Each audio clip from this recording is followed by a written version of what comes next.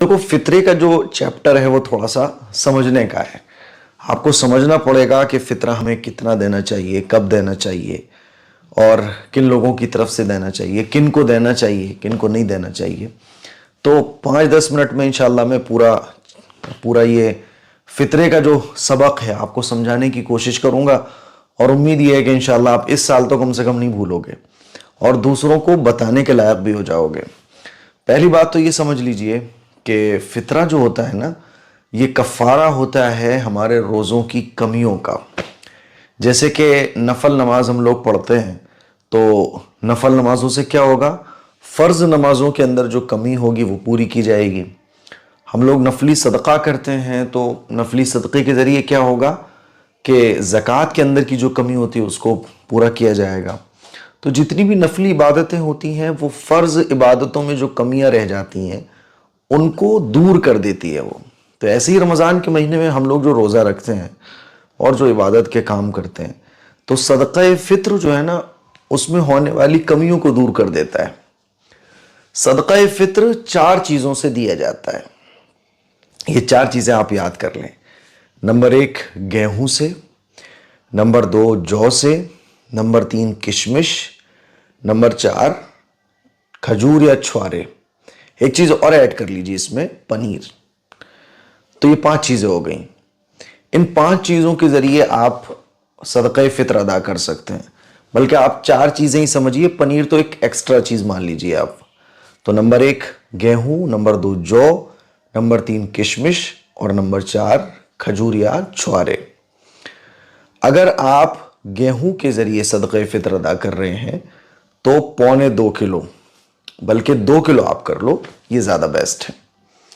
कम बढ़ती हो सकता है, कोई मौलाना साहब की ज़बानी आप सुन सकते हैं कि 2.5 किलो, किसी की ज़बानी आप सुन सकते हैं 2 किलो, किसी की ज़बानी आप सुन सकते हैं 1.25 किलो।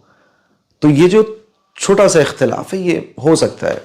क्यों होगा ये इख्तिलाफ? उसकी वजह ये है कि हुज़ूर अलैहिस्सलाम की वजह ये है ना, वो कि हुज़ूर अलैहिस्सलाम के ज़माने में जो है ना वो सा चला करता था। तो हुज़ूर ने इरशाद फरमाया कि निस्फ सा। अब ये निस्फ सा उस ज़माने में था, अब तो किलोग्राम आ गए ना। तो उस निस्फ सा को किलोग्राम में कन्वर्ट करने में बाज़ उलमा ने एहतियात का पहलू रखा, तो उन्होंने कह दिया कि नहीं साहब 1.25 किलो। बाज़ ने जो है ना बिल्कुल एग्जैक्ट, तो उन्होंने थोड़ा सा नीचे। बाज़ ने अफजलियत पर अमल करते हुए कि भाई तो एक्स्ट्रा भी हो जाए तो कोई मसला नहीं है, तो 2 किलो। तो ये कोई इतना बड़ा मसला नहीं है, ठीक है। हो सकता है आप किसी और की वीडियो देख के बोलने लगो, कह रहे मुफ्ती साहब वो तो इतना बता रहे थे, आपका फ़र्क बैठ रहा है। तो थोड़ा बहुत फ़र्क बैठे तो कोई मसला नहीं है, ठीक है। तो गेहूं से अगर आप दे रहे हैं तो 1.25 किलो, एहतियातन 2 किलो कर दो आप। और अगर आप खजूर से या छुआरे या किशमिश या जौ, तो जौ, किशमिश या खजूर से अगर आप सदक़े फ़ित्र अदा कर रहे हैं तो 3.5 किलो, ठीक है। क्योंकि हुज़ूर अलैहिस्सलाम ने इरशाद फरमाया कि 1 सा दो, और 1 सा को आजकल के किलोग्राम में जब कन्वर्ट किया उलमा ने तो तकरीबन 3.5 किलो, तो 3.5 किलो, ठीक है। तो अब ये 4 चीज़ों से हम सदक़े फ़ित्र अदा कर सकते हैं। नंबर 1 गेहूं, नंबर 2 जौ, नंबर 3 किशमिश और नंबर 4 छुआरे या खजूर। गेहूं के अलावा जितनी भी चीज़ें हैं वो सब 3.5 किलो, यहाँ तक कि पनीर से भी अगर आप दे रहे हो तो 3.5 किलो। तो क्या ये चीज़ें फ़ित्रे में दी जाएंगी या इनकी कीमत दी जाएगी? तो इसका जवाब सुन लीजिए। आप जिस इलाके में रहते हैं, आपके इलाके में ये चीज़ें जितने रुपए की आ रही हैं उतना रुपया आप दे दीजिए, वो ज़्यादा बेस्ट है। अगर आप ये चीज़ें भी दे देंगे तो भी फ़ित्रा अदा हो जाएगा, लेकिन भाई किसी को कपड़े लाने होंगे, किसी को खाना लाना होगा, किसी को अपने घर में खुशियाँ मनानी होंगी, तो उसके लिए ये सारी चीज़ों के बजाय आप पैसा दे दो ताकि गरीब आदमी अपने हिसाब से अपनी ज़रूरत पूरी कर ले। क्लियर है ना? अब एक सवाल जहन में ये आता है कि क्या जो फ़ित्रा है वो कब दिया जाएगा?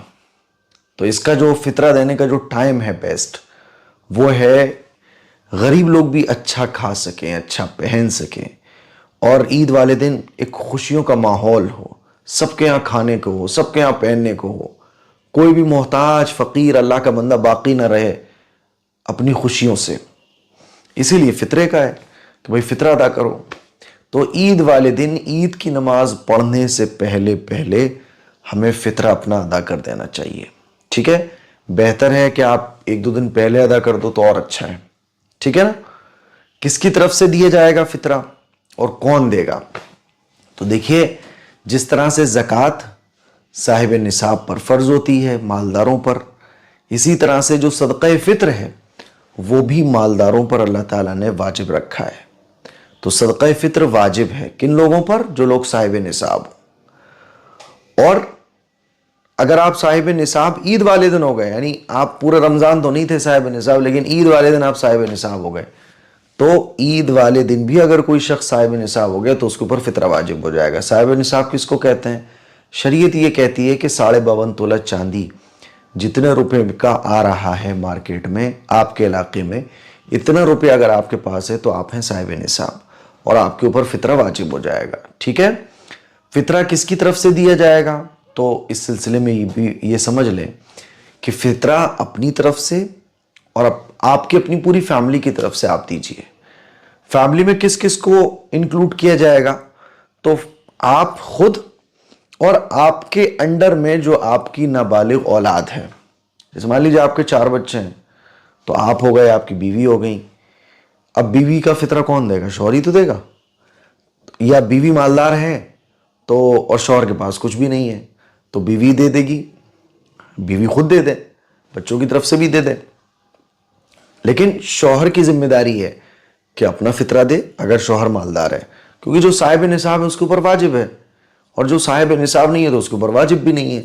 تو شوہر اپنی طرف سے دے آدمی, اور اپنی ان نابالغ اولاد کی طرف سے دے جو آپ کی ذمہ داری میں. ٹھیک ہے. مان لیجیے آپ کے 4 بچے ہیں, 2 لڑکے 2 لڑکیاں, اور یہ چاروں بچے آپ کے نابالغ ہیں, ابھی 15 سال سے کم کی عمر کے ہیں. تو آپ اپنی طرف سے, اپنی بیوی کی طرف سے, 4 بچوں کی طرف سے فطرہ ادا کریں گے. ٹوٹل کتنے ہو گئے؟ 6 لوگ ہو گئے. ٹھیک ہے. اچھا, جو بالغ اولاد ہے کیا ان کا بھی فطرہ آپ کو دینا پڑے گا؟